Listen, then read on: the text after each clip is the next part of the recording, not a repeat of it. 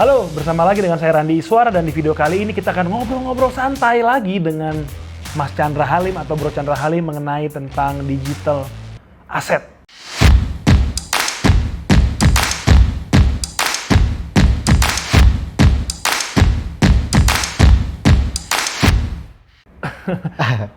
Mas Chandra Halim atau Bro Chandra Halim, kita akan kali ini nih, ada video saya sama beliau, kita ngomongin tentang overview cryptocurrency, terutama Bitcoin yang lagi heboh. Di video ini dibikin di akhir tahun 2020 dan apakah akan cuan di tahun 2021. Nah, di video kali ini kita mau ngomongin soal apa itu bedanya saham sama cryptocurrency ya? Iya. Iya. Boleh diceritain nggak sih? Itu beda atau sama nggak sih? Apakah ada persamaan atau perbedaan?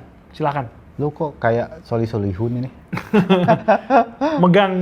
Jadi biar lebih santai kita ngobrolnya nih. Tapi kuat nggak sejam ini? Wow. Bedanya saham dan cryptocurrency ya?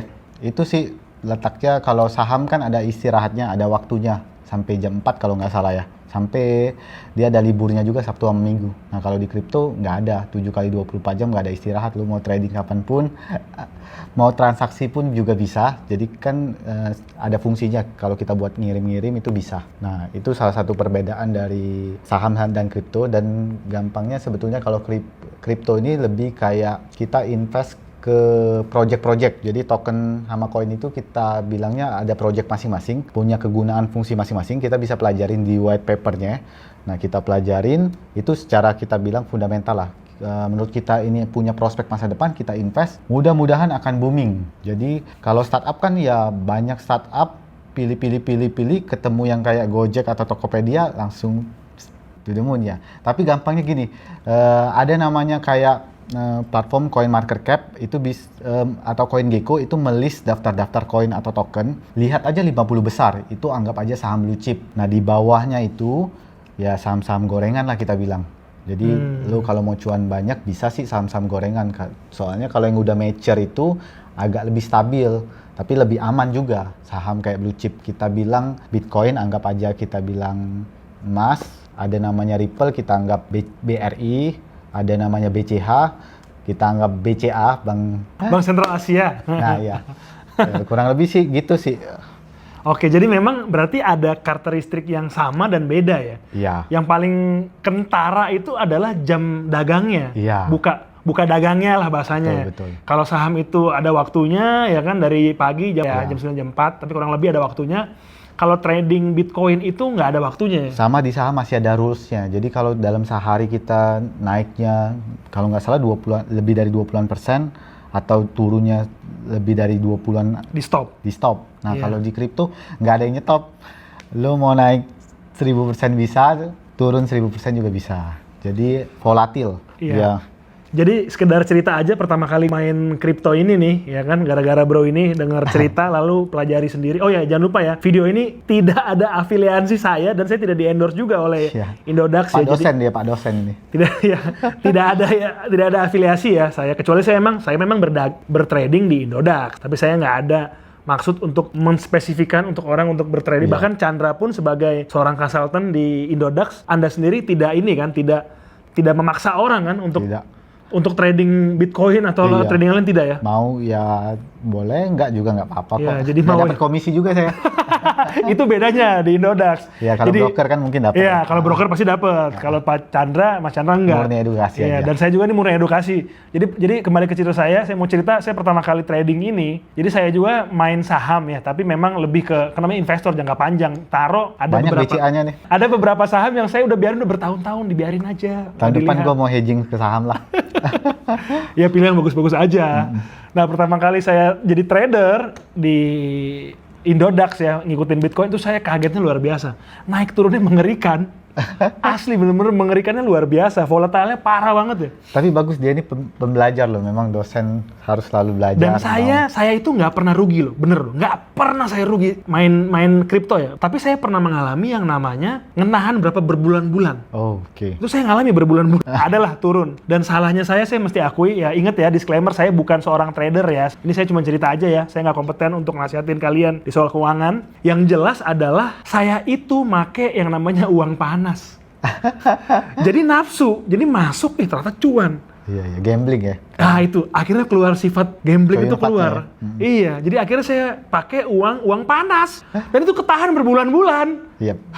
Nah ngerinya itu, cuman ya puji Tuhan alhamdulillah ternyata dia naik lagi dan saya akhirnya bisa bukan cut loss ya, tapi saya jual dan itu cuan. Cuman memang itu ya ini sekedar, ini terutama saya lebih ke curhat ya, saya bukan advisor saham ya. Jadi jangan pernah pakai uang panas, ternyata betul, jangan pernah pakai uang panas. Oke, kembali lagi ke topik tadi bedanya saham sama Bitcoin atau cryptocurrency itu. Iya. Terus kalau dikasih pertanyaan nih, kan Anda sering ditanya nih pasti sama orang, pilih mana sih kalau saya mau nyimpan kekayaan, saya simpan ke emas real atau ke Bitcoin seperti ini? Itu menurut saya sih bijaknya diversifikasi aja ya. Jadi boleh masukin emas, deposito juga tergantung profil risk lu. Saham juga bagus, jadi punya kekurangan dan kelebihan sih. Tapi setidaknya menurut saya sih adalah kripto. Nanti kalau beneran naik, lu ada kayak orang ini ya, lu punya nih. Jadi senang juga ikut gembira juga, walaupun dikit. Jadi Bitcoin harganya sekarang 300 juta, tapi kalian nggak harus punya modal 300 juta baru beli, tapi 10.000 aja sudah bisa. Beli dikit-dikit aja, ada duit, anggap kayak uang hilang aja. Kalau kita nggak terlalu tahu cara analisanya, udah gak usah pusing, beli Bitcoin aja dikit-dikit. Tutup dan lihat 2 tahun lagi, dah ada 1 tahun lah. Dan salah satu keunggulan kalau di Indodax itu ada yang namanya tadi Indodax Academy ya, dan ya, memang bebas siapapun bisa ngakses itu, mau daftar di Indodax atau enggak juga nggak apa-apa, kalian bisa belajar ya. Jadi nggak misi kita edukasi. Nggak mesti orang yang ini ya, yang pakai yang training atau yang member di Indodax enggak ya? Saat ini sih member Indodax sudah ada 2 juta lebih ya, 2 juta lebih. Oh oke, jadi memang kalian mengikuti misi banget ya. Memang visinya memang ingin mengedukasi, mencerdaskan Indonesia adanya digital asset ini ya. Sama teknologi blockchain tuh yang teknologi yang di bawah Bitcoin ini yang menarik. Iya, menarik sekali. Nanti tahun depan kita lihat ya, semoga saya jadi nih, saya ada berurusan bisnis tentang teknologi blockchain. Bagus sekali. Pasti dia kan AI gitu. Paling itu sharing kami, semoga bermanfaat. Kalau ada pertanyaan silahkan. Kalau ingin lebih tahu lagi tentang Bitcoin dan sebagainya bisa ke bro di Indodax ya. Iya, Instagram saya sih boleh juga, lebih baik ke Instagram Indodax sih. Selalu menginformasikan, edukatif juga. Kalau Instagram saya isinya lucu-lucu. Oke, terima kasih sekali Bro Chandra, Mas Chandra. Bro Randy juga, dosen. Atas sharingnya.